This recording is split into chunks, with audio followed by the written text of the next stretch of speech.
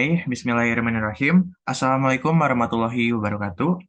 Perkenalkan, kami dari kelompok satu Praktikum Analisis Data 2, yang di mana di sini beranggotakan saya sendiri yaitu Rafli Isman Putra. Saya Rian Agustugraha. Saya Bilkis Nuriskia. Saya Renita Maharani. Di sini kami akan mempresentasikan hasil dari tugas kelompok kami, yang di mana berjudul Analisis Regresi Logistik Biner pada Faktor-Faktor yang Mempengaruhi Penyakit Diabetes. Yang pertama, kita akan mulai dari bab 1, yaitu pendahuluan.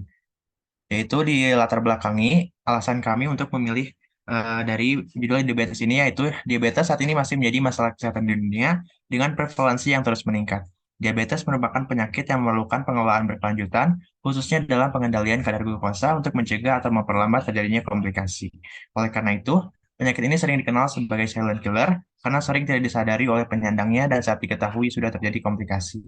Hal ini tuh menurut Kemenkes RI tahun 2014. Pada penelitian ini bertujuan untuk mengetahui faktor-faktor yang mempengaruhi diabetes dan juga untuk menerapkan pembelajaran dari praktikum analisis data 2. Faktor-faktor yang diduga dapat mempengaruhi diabetes adalah indeks massa tubuh, kolesterol, dan kurang aktivitas fisik. Karena pada variabel respon yang terdapat dua kategori, yaitu diabetes dan tidak diabetes, maka metode yang dapat digunakan yaitu regresi logistik biner. Selanjutnya, identifikasi masalah. Yang pertama, apakah ada pengaruh dari faktor-faktor seperti indeks massa tubuh, kolesterol, dan kurang aktivitas fisik terhadap diabetes?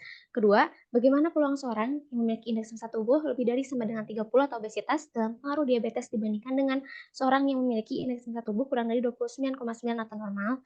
Yang ketiga, bagaimana peluang seorang yang memiliki kolesterol tinggi dalam pengaruh diabetes dibandingkan seorang yang tidak ada kolesterol? Keempat, bagaimana peluang seorang yang kurang beraktivitas fisik dalam pengaruh diabetes dibandingkan dengan seorang yang gemar beraktivitas fisik? Yang kelima, apakah model ini sudah fit? Selanjutnya, tujuan penelitian. Yang pertama, menganalisis faktor-faktor yang berpengaruh terhadap diabetes. Yang kedua, melihat peluang multiplikatif antara seorang yang memiliki indeks massa tubuh lebih besar sama dengan 30 diabetes dibandingkan dengan seorang yang memiliki indeks massa tubuh kurang dari 29,9 dalam pengaruh diabetes. Yang ketiga, melihat peluang multiplikatif antara seorang yang memiliki kolesterol tinggi dibandingkan dengan seorang yang tidak memiliki kolesterol dalam pengaruh diabetes. Yang keempat, melihat peluang multiplikatif antara seorang yang kurang beraktivitas fisik dengan seorang yang gemar beraktivitas fisik terhadap diabetes. Dan yang kelima, melihat apakah model logit sudah layak digunakan dalam memodelkan data pengamatan. Selanjutnya yaitu bab 2, ketinjauan pustaka, yaitu teori mengenai variabel. Kata variabel sendiri merupakan dari bahasa Inggris yang berarti ubahan, faktor tidak tetap atau gejala yang dapat diubah-ubah. Variabel pada dasarnya bersifat kualitatif namun dikembangkan dengan angka menurut Sugiono tahun 2005. Variabel yang digunakan pada penelitian ini yaitu diabetes, indeks massa tubuh atau IMT, kolesterol, dan aktivitas fisik.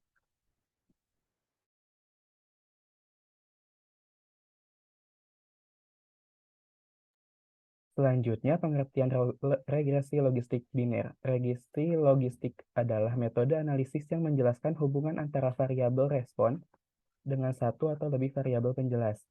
Variabel respon dalam regresi logistik biner memiliki dua kategori, yaitu Y1 atau sukses dan Y sama dengan 0 atau gagal. Dalam regresi logistik biner diasumsikan bahwa distribusi peluang variabel respon adalah distribusi binomial. Persamaan regresi logistik untuk peluang sukses I sama dengan V dalam kurung X dinyatakan sebagai rumus berikut.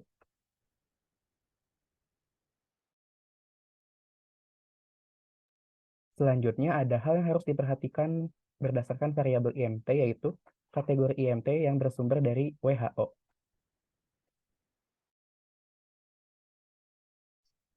Selanjutnya kita masuk ke bab 3 yaitu metode penelitian. Yang dimana di sini kita sajikan yaitu ada deskripsi data yang dimana sumber data yang kita gunakan adalah data sekunder yang diperoleh dari laman kaggle.com dengan judul Diabetes Health Indicator Dataset. Yang dimana kami mengambil data sebanyak 300 data. Yang kedua kita ada alat dan bahan. Yang pertama kita menggunakan data Diabetes Health Indicator Dataset yang diperoleh dari laman kaggle.com. Yang kedua ada jurnal. Yang ketiga ada software RStudio. Yang keempat ada Microsoft Excel dan yang kelima ada Microsoft Word. Dan untuk identifikasi variabelnya sendiri, sebagaimana disajikan pada tabel berikut. Selanjutnya ada tahapan analisis. Yang pertama, pengujian parameter regresi logistik secara simultan, yang mana hal ini untuk melihat validitas pengaruh semua variabel bebas secara bersamaan terhadap variabel respon dalam modelnya. Statistik uji yang digunakan yaitu uji statistik deviance atau maksimum likelihood ratio test. Dengan hipotesis, H0-nya variabel penjelas secara bersama-sama tidak berperan nyata terhadap variabel respon, H1 paling sedikit terdapat satu atau minimal terdapat satu variabel penjelas yang berperan nyata terhadap variabel respon.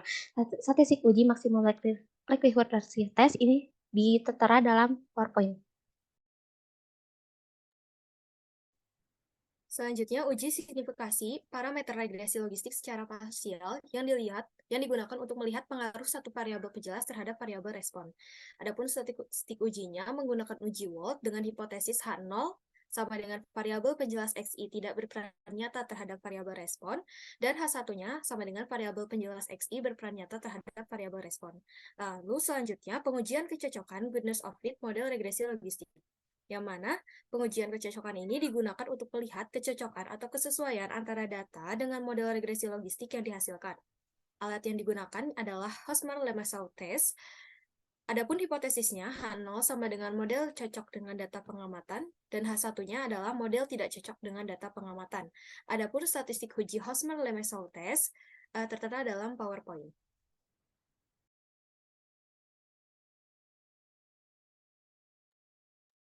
Selanjutnya ke bab 4, yaitu hasil dan pembahasan. Hasil penelitian, analisis regresi logistik biner. Pengujian dengan menggunakan analisis regresi logistik biner termasuk dalam analisis data kategorik, di mana cirinya yaitu variabel respon berbentuk kategorik dengan dua kemungkinan. Data penelitian dapat disajikan dalam bentuk tabel kontingensi sebagai berikut.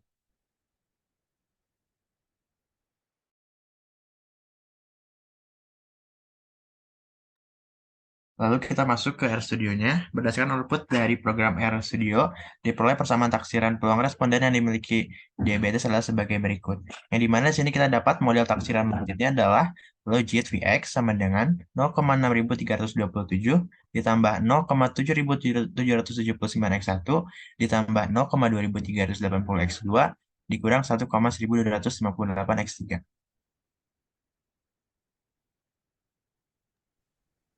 Selanjutnya, tahap analisis yang pertama uji simultan diperoleh dari output di atas ini menggunakan taraf 5%, diperoleh hasil H0 ditolak, yang mana berarti bahwa variabel indeks massa tubuh, kolesterol, dan kurang aktivitas fisik secara bersama-sama berperan nyata terhadap peluang seorang memiliki penyakit diabetes. Selanjutnya, uji parsial variabel indeks massa tubuh. Dengan menggunakan taraf nyata 5%, diperoleh hasil H0 berarti bahwa variabel indeks massa tubuh X1 berperan nyata terhadap peluang seseorang memiliki penyakit diabetes. Selanjutnya ada uji parsial untuk variabel kolesterol. Dengan output di atas, menggunakan taraf 5%, diperoleh hasil H0 diterima, yang berarti bahwa variabel kolesterol X2 tidak berperan nyata terhadap peluang seorang memiliki penyakit diabetes.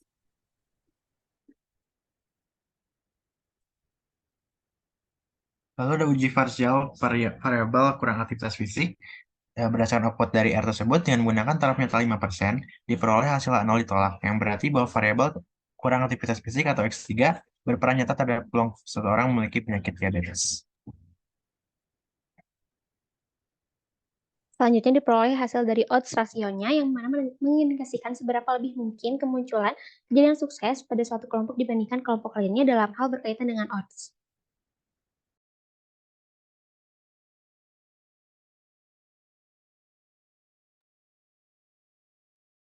Selanjutnya, uji kecocokan model, yang mana diperoleh p-value sama dengan 0,3075, yang mana dengan menggunakan taraf nyata 5%, diperoleh bahwa hasil H0 diterima, yang berarti bahwa model cocok dengan data pengamatan atau model legit layak digunakan. Selanjutnya kita masuk ke bab 5, yaitu kesimpulan dan besaran.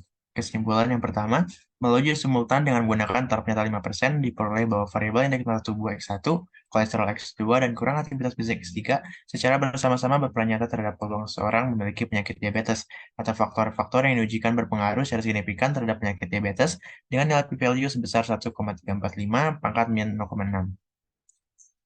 Kedua, melalui uji parsial dengan menggunakan taraf nyata 5%, diperoleh bahwa variabel indeks massa tubuh X2 dan kurang aktivitas fisik X3 saja yang berperan nyata terhadap seseorang memiliki penyakit diabetes dengan masing-masing p-value sebesar 0,004-92 dan 2,11 E pangkat minus 0,5.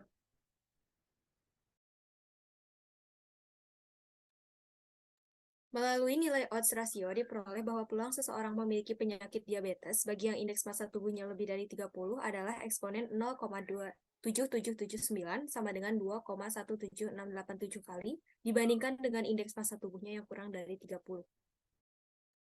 Keempat, melalui nilai odds rasio yang diperoleh bahwa peluang seseorang memiliki penyakit diabetes, seseorang yang memiliki kolesterol tinggi adalah eksponen 0,2380 sama dengan 1,26872 kali dibandingkan dengan seseorang yang memiliki kolesterol rendah. Akan tetapi, nilai peluang tidak berarti karena berdasarkan uji parsial variabel kolesterol tidak signifikan. Yang kelima, melalui nilai odds ratio diperoleh bahwa peluang seorang memiliki penyakit diabetes yang kurang beraktivitas fisik adalah eksponen min 1,1258 sama dengan 0,32438 kali dibandingkan dengan seorang yang tidak kurang beraktivitas fisik. Dan yang terakhir, melalui metode Osmer-Lensau, dengan taraf nyata 5% diperoleh hasil bahwa model cocok dengan data pengamatan atau model logik ini layak digunakan. Saran dari penelitian ini, yang pertama, berdasarkan hasil penelitian, faktor yang signifikan adalah indeks massa tubuh, IMT, dan kurang aktivitas fisik, sehingga dapat menjadi informasi penting bagi semua orang untuk menjaga indeks massa tubuhnya agar tidak lebih dari 30 kg per meter kuadrat dan sering melakukan aktivitas fisik demi tercegahnya penyakit diabetes.